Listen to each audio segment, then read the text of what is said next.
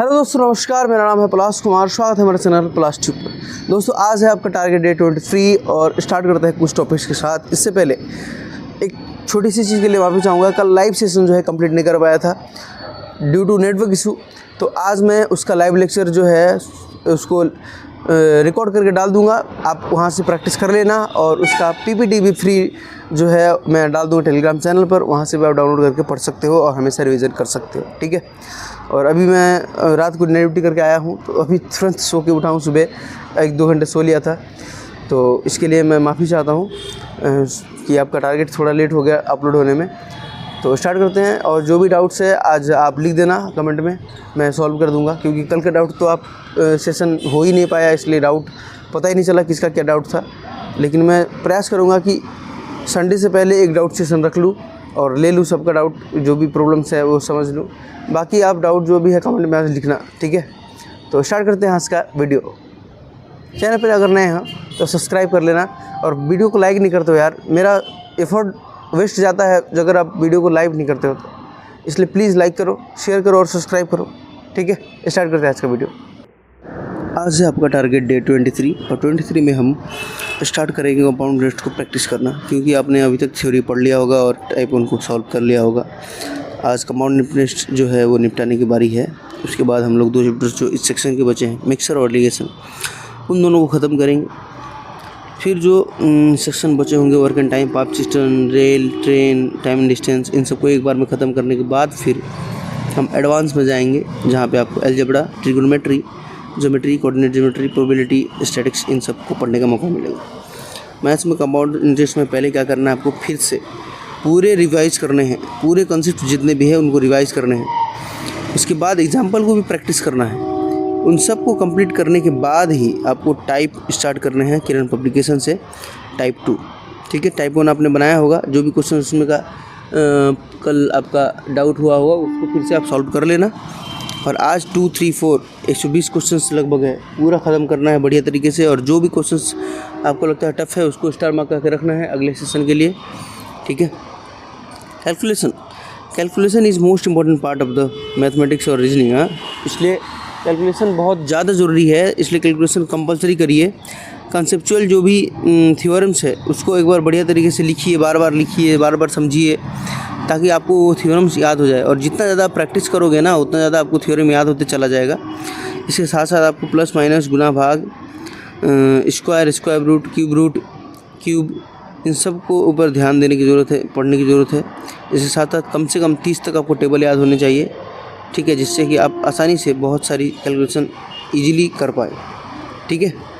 तो कैलकुलेशन के बाद आपको मैं बता रहा हूँ कि रीजनिंग को, तो रीजनिंग में अभी छोटे चैप्टर को ख़त्म करने के सिलसिले में हम लोग दूसरा एक चैप्टर पे पहुँच रहे थे। तो ये थोड़ा सा अच्छा चैप्टर है, इसको अच्छे से समझ लेना। कंसेप्चुअल चैप्टर है, इसको समझ लेने के बाद आपको एक बार समझ लोगे तो फिर बार बार एग्जाम्स में प्रॉब्लम नहीं आएगा, कैसे भी सवाल को आप टैकल कर सकते हो। ये है आपका क्यूब्स एंड डाइसेस, ठीक है ना, घन एवं पासा। तो ये जो चैप्टर है इसमें कंसेप्चुअली आपको सीखना पड़ेगा। तो आप वीडियो लेक्चर को देख लेना पहले, पीयूष वर्सना सर का 2 से 3 क्लासेस में ये वीडियो लेक्चर को ख़त्म किया हुआ उन्होंने। तो आप उसको अच्छे तरीके से देख लेना। देखने के बाद आप प्रैक्टिस करना। प्रैक्टिस किरण पब्लिकेशन से करो आपकी, या फिर जो भी आपके पास प्रीवियस बुक है उससे आप प्रैक्टिस करो, ठीक है। किरण पब्लिकेशन में 2 टाइप दिया गया है, दोनों टाइप आप बना लेना। ज़्यादा क्वेश्चंस नहीं होंगे, मुझे लगता है कि 50 के आसपास क्वेश्चन होने चाहिए। आप प्रैक्टिस कर लेना अच्छे तरीके से, ठीक है। और रीजनिंग जिस रफ्तार से हमने पढ़ा है और स्टार्ट करके चलाया है, बहुत जल्दी रीजनिंग ख़त्म होने के बाद फिर से रिवीजन स्टार्ट कर देंगे। फिर नए क्वेश्चंस का संकलन मैं स्टार्ट करूँगा और नए नए पीपीटीज़ को कहीं कहीं से लाऊँगा जिसको आप बनाओगे, ठीक है। लेकिन इस बीच आपको 8700 रीजनिंग को 2 से 3 राउंड बना जाना है, ठीक है ना भाई। उसके बाद देखना आप जब सेट बनाओगे तो सेट में 30 में 30 रीजनिंग करने के लायक हो जाओगे। अभी बात करें अगर जीके की, तो हिस्ट्री में कल आपने खिलजी पढ़ा होगा और खिलजी को अच्छे तरीके से पढ़ लिया होगा। तो आज आप तुगलक डायनेस्टी पढ़ोगे, तुगलक वंश पढ़ोगे। तुगलक वंश जो है बहुत इंपॉर्टेंट है, क्वेश्चंस बहुत ज़्यादा आते हैं इसमें से। मोहम्मद बिन तुगलक, फिरोज शाह तुगलक, नसीरुद्दीन तुगलक के बारे में पूछा जाता है एग्जाम्स में, ठीक है। तो तुगलक वंश को अच्छे तरीके से पढ़ना है, नोट्स बना लेना है। ज्योग्राफी की बात करें तो वायुमंडल में कल हमने ऑक्सीजन पढ़ाया था और नाइट्रोजन पढ़ाया था। आज कार्बन डाइऑक्साइड, ओजोन, जलवाष्प, ये सब पढ़ लेना है। उसके साथ साथ स्ट्रक्चर्स ऑफ एटमॉस्फेयर पढ़ना है। ये क्या होता है? तो वायुमंडल के जो भी स्ट्रक्चर्स हैं, संरचनाएं हैं, परत हैं, उसको पढ़ना है। जैसे क्षोभ मंडल हो गया, समताप मंडल हो गया, आयन मंडल हो गया, मध्य मंडल हो गया, ओजोन मंडल हो गया, इन सबको पढ़ना है बढ़िया तरीके से, ठीक है। क्योंकि ये सब जो है पहली बात तो इसमें से इम्पोर्टेंट क्वेश्चंस हमेशा बनते हैं, और दूसरी बात इसमें से क्वेश्चंस कंपलसरी बनेंगे ही बनेंगे, इसमें से क्वेश्चंस आएंगे ही आएंगे। इसलिए इस टॉपिक्स को आपको हल्के में नहीं लेना है, ठीक है ना, कभी भी हल्के में नहीं लेना है। मध्य मंडल जो कि उसका ही एक भाग है, परत है, उसको पढ़ना है। अब इसमें क्वेश्चंस कैसे बनेंगे? मध्य मंडल में कितनी डिस्टेंस होती है, कौन कौन सी कार्य मध्य मंडल में होती है, आयन मंडल में क्या क्या होती है, ठीक है। तो इस तरीके से बहुत सारे क्वेश्चंस को बनाए जा सकते हैं। साइंस की दृष्टि से भी इन टॉपिक को क्वेश्चन के अंदर इंक्लूड किया जा सकता है। तो आपको ये पूरे तरीके से कम्प्लीटली पढ़ना है और सभी मंडल को अच्छे तरीके से रिवीजन करके ख़त्म करना है, ठीक है दोस्तों।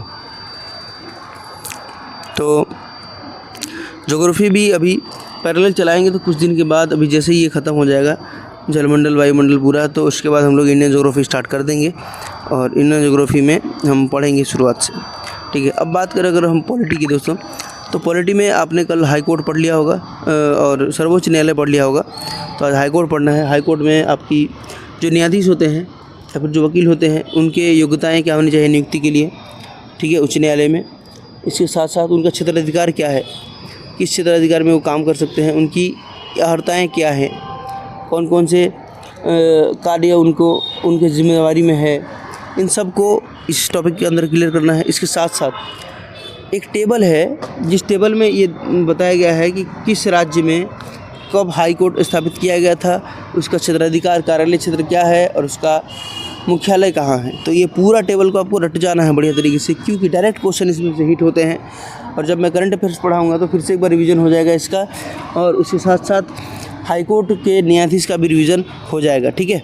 तो आपको इस टेबल को हल्के में नहीं लेना है, बढ़िया तरीके से पूरे टेबल को रट जाना है दोस्तों। एनसीईआरटी क्लास 10th का सीरीज चल रहा था अभी साइंस में, तो आज आपका चैप्टर 7 है। तो चैप्टर 7 को अच्छे तरीके से पढ़ना है, ठीक है। जैसे ही ये एनसीईआरटी ख़त्म होगा, फिर आपको एग्जाम्पल्स देने लगूंगा डेली का डेली। आपको डेली का डेली एग्जाम्पल्स सॉल्व करना है, और फिर वीडियो लेक्चर भी दूंगा कि यहाँ से आप वीडियो लेक्चर को देखो, ठीक है।